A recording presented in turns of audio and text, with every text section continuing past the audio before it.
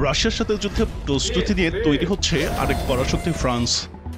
Russia পারমাণবিক অস্ত্রের বিস্তার, সন্ত্রাসবাদ এবং সাইবার হামলা সহ বিভিন্ন নজিরবিহীন হুমকির কথা উল্লেখ করে ফরাসি প্রেসিডেন্ট এমানুয়েল ম্যাক্রো আগামী 2 বছরের জন্য অতিরিক্ত 650 কোটি ইউরো বা $760 কোটি সামরিক ব্যয়ের প্রতিশ্রুতি দিয়েছেন।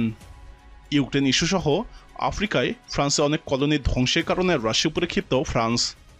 আমাদের আজকের ভিডিওটিতে থাকছে রাশিয়া বনাম ফ্রান্সের সামরিক শক্তির তুলনা। প্রথমে আসি ভৌগোলিক অবস্থান এবং বিরোধপূর্ণ অঞ্চলের দিকে। ফ্রান্সের অবস্থান পশ্চিম ইউরোপে, অপরদিকে রাশিয়ার অবস্থান পূর্ব ইউরোপে। তবে ছোট ইউরোপ মহাদেশে এই দুই দেশের দূরত্ব খুব বেশি নয়। এছাড়াও কালিনিনগ্রাদ নামে রাশিয়া একটি ছিটমহল ফ্রান্সের অল্প কাছে অবস্থিত। মধ্যযুগ থেকেই ভূমধ্যসাগর, উত্তর আটলান্টিক সাগর, নর্থ সি এবং বাল্টিক সাগরে ফ্রান্স এবং রাশিয়ার প্রতিযোগিতা রয়েছে। 19বিংশ শতকের শুরুতে ফরাসি সেনাপতি নেপোলিয়ন বোনাপার্ট রাশিয়া দখল করতে গেলে ভয়ঙ্কর এক যুদ্ধ তৈরি হয়। প্রায় 10 লাখ মানুষের প্রাণহানির পরও ফ্রান্স লজ্জাজনক পরাজয় বরণ করে।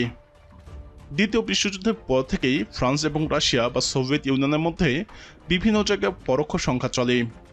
এর মধ্যে সবথেকে উল্লেখযোগ্য হচ্ছে আলজেরিয়ার স্বাধীনতা যুদ্ধ। ওই যুদ্ধে ফ্রান্সের বিরুদ্ধে আলজেরিয়াকে অস্ত্র এবং অন্যান্য রসদ দিয়ে সরাসরি সাহায্য করে সোভিয়েত ইউনিয়ন।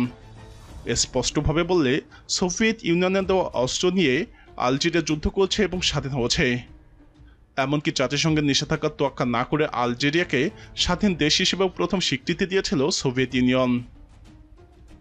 আলজেরিয়ার মতো আরেক ফরাসি কলোনি ভিয়েতনাম থেকেও ফরাসিদের তাড়াতে সাহায্য করেছিল সোভিয়েত ইউনিয়ন। ফ্রান্সে একসময় দখলকৃত এলাকা সিরিয়াতেও বর্তমানে রাশিয়া এবং ফ্রান্স বিপরীত অবস্থানে নিয়েছে। সাম্প্রতিক সময়ে উত্তর আফ্রিকার দেশ মালি, বুর্কিনা ফাসো, সেন্ট্রাল আফ্রিকা সহ অনেক দেশ থেকে ফ্রান্সকে তাড়িয়েছে রাশিয়া। বর্তমানে রাশিয়া 1,71,00,000 বর্গ কিলোমিটার আয়তনের কাছে, ফ্রান্স মাত্র 6 লাখ বর্গ কিলোমিটার আয়তনের সমান, খুবই ক্ষুদ্র। তবে রাশিয়ার 14 কোটি জনসংখ্যার বিপরীতে ফ্রান্সের জনসংখ্যা প্রায় অর্ধেক। ফ্রান্সের সামরিক বাহিনীতে মোট সৈন্য আছে 2,70,000-এর কাছাকাছি। বিপরীতে রাশিয়ার কাছে সৈন্য আছে 10 লাখের উপরে। সামরিক বাহিনী পিছনে ফ্রান্স এবং রাশিয়া দুই দেশে বাৎসরিক $50 বিলিয়ন কাছাকাছি ব্যয় করে। রাশিয়া এবং ফ্রান্স প্রায় সকল অস্ত্রই নিজ দেশে উৎপাদন করে। আমেরিকা আর এই দুই দেশ বাদে অন্য কোনো দেশ অস্ত্র উৎপাদনে এতটা আত্মনির্ভরশীল নয়। ফ্রান্সের সেনাবাহিনীর কাছে ট্যাঙ্ক আছে মাত্র 550 মতো। বিপরীতে রাশিয়ার সেনাবাহিনীর কাছে ট্যাঙ্ক আছে প্রায় 13,000। অর্থাৎ ট্যাঙ্ক সংখ্যা রাশিয়ার ধারের কাছেও ফ্রান্স নেই। অবশ্য এই দুই পরাশক্তির তুলনা করতে গেলে ট্যাঙ্কের মতো যুদ্ধযানকে খুব একটা গুরুত্ব দেওয়ার সুযোগও নেই। ফ্রান্স এবং রাশিয়া দুই দেশেই অত্যাধুনিক ফাইটার এবং গ্রাউন্ড অ্যাটাক বিমান তৈরি করে। তবে ফ্রান্সের থেকে রাশিয়ার বিমান সংখ্যা কয়েক গুণ বেশি। দুই দেশের বিমান থেকে পারমাণবিক হামলা করার ক্ষমতা রাখে। যদিও রাশিয়ার ফাইটার এবং ক্রুইজ মিসাইলগুলোর ক্ষমতা এক্ষেত্রে অনেকটাই বেশি। তাছাড়াও রাশিয়ার কাছে স্ট্র্যাটেজিক হেভি বোম্বার রয়েছে, যেগুলো ভয়াবহ হামলা করার ক্ষমতা রাখে। ফ্রান্সের এমন কিছুই নেই। তবে রাশিয়া থেকে ফ্রান্স যে জায়গাটায় সব থেকে বেশি এগিয়ে রয়েছে সেটি হলো এয়ারক্রাফট ক্যারিয়ার বা বিমানবাহী যুদ্ধজাহাজ।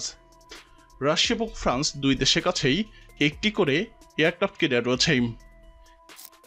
কিন্তু রাশিয়ার এডমিরাল কুজনেটসভ এয়ারক্রাফট ক্যারিয়ারের থেকে ফ্রান্সের চার্লস রিগল এয়ারক্রাফট ক্যারিয়ারটির ক্ষমতা তুলনামূলক বেশি।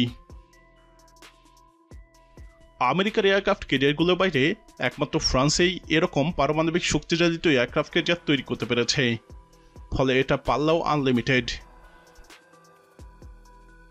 রাশিয়ার এডমিরাল কুজনেটসভ 32টি বিমান বহন করতে পারে। বিপরীতে ফ্রান্সের চার্লস রিগল 40টি পর্যন্ত বিমান বহন করতে পারে। তাছাড়াও রাশিয়ার ক্যারিয়ারে থাকা মিগ-29K এবং সুখোই Su-30 বিমানের থেকে ফ্রান্সের ক্যারিয়ারে থাকা রাফাল অনেক বেশি আধুনিক। এয়ারক্রাফট ক্যারিয়ার ছাড়াও ফ্রান্সের কাছে 3টি মিস্ট্রাল ক্লাস হেলিকপ্টারবাহী যুদ্ধজাহাজ আছে।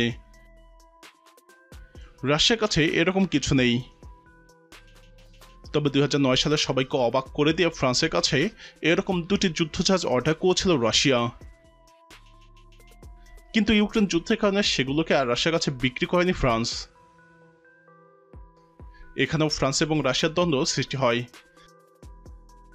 পরবর্তীতে জাহাজ দুটি মিশরের কাছে বিক্রি করা হয়। এসব ছাড়াও ফ্রান্সের কাছে 11টি ডেস্ট্রয়ার আছে শক্তিশালী। রাশিয়ার কাছে 2টি ব্যাটল ক্রুজার এবং 2টি ক্রুজার সহ 12টি ডেস্ট্রয়ার আছে। এক্ষেত্রে ফ্রান্স অনেকটাই পিছিয়ে রয়েছে। এবারে আসি সবথেকে গুরুত্বপূর্ণ এবং ভয়ঙ্কর দিকটায়, অর্থাৎ পারমাণবিক অস্ত্রের দিকে। ফ্রান্সের পারমাণবিক অস্ত্রগুলো মূলত সাবমেরিন নির্ভর। ফ্রান্সের কাছে 4টি ট্রিউমফালাস ব্যালিস্টিক মিসাইল সাবমেরিন রয়েছে, যেগুলো প্রত্যেকটি 16টি করে M45 ব্যালিস্টিক মিসাইল বহন করে। আর এক একটি মিসাইলের ধ্বংসাত্মক ক্ষমতা হিরোশিমায় ফেলা বোমার থেকে 44 গুণ বেশি। মিসাইলগুলোর পাল্লা 6000 কিলোমিটার, অর্থাৎ রাশিয়ার আশেপাশের সমুদ্র থেকে এই মিসাইলগুলো নিক্ষেপ করলে রাশিয়ার যে কোনো স্থানেই পারমাণবিক হামলা চালাতে পারবে ফ্রান্স। রাশিয়ার প্রতিপক্ষদের মধ্যে এরকম ক্ষমতা কেবলমাত্র আমেরিকা এবং ব্রিটেনের রয়েছে। তবে রাশিয়ার ক্ষমতা আরও ভয়ঙ্কর। রাশিয়ার কাছে ব্যালিস্টিক মিসাইল সাবমেরিন আছে 14টি। রাশিয়ার সাবমেরিনগুলোর ক্ষমতা এবং মিসাইলগুলোর ধ্বংসাত্মক ক্ষমতা ফ্রান্সের থেকে তুলনামূলক বেশি। তাছাড়াও রাশিয়ার কাছে ভূমি থেকে ভূমিতে নিক্ষেপযোগ্য ব্যালিস্টিক মিসাইল রয়েছে। আর এরকম একটি বা দুটি মিসাইল ফ্রান্সে আঘাত করলেই ফ্রান্স চিরতরে শেষ। ফ্রান্সের থেকে রাশিয়া আরও একটি অ্যাডভান্টেজ হচ্ছে পারমাণবিক হামলা ঠেকাতে রাশিয়া অ্যান্টি ব্যালিস্টিক মিসাইল রয়েছে, যেটা ফ্রান্সের নেই। আকৃতিতে ছোট হলেও ফ্রান্স হচ্ছে ইউরোপের একমাত্র রাষ্ট্র যারা সব দিক থেকে রাশিয়ার সাথে টেক্কা দেওয়ার ক্ষমতা রাখে। আরও স্পষ্টভাবে বললে রাশিয়ার শক্তিশালী প্রতিপক্ষগুলোর মধ্যে ফ্রান্স সব থেকে কাছে অবস্থিত। ঐতিহাসিকভাবে দেশ দুটির মধ্যে শত্রুতাও রয়েছে। ফ্রান্সের কাছে থেকে তাদের কলোনি আলজেরিয়া এবং ভিয়েতনামকে আলাদা করে দেওয়ার পেছনে রাশিয়া বা সোভিয়েত ইউনিয়নের সরাসরি ভূমিকাও ছিল। বর্তমানেও সামরিক চর্চায় দুই দেশ দুই দিকে অবস্থান করছে। দুই দেশ আবার পারমাণবিক শক্তিধরও।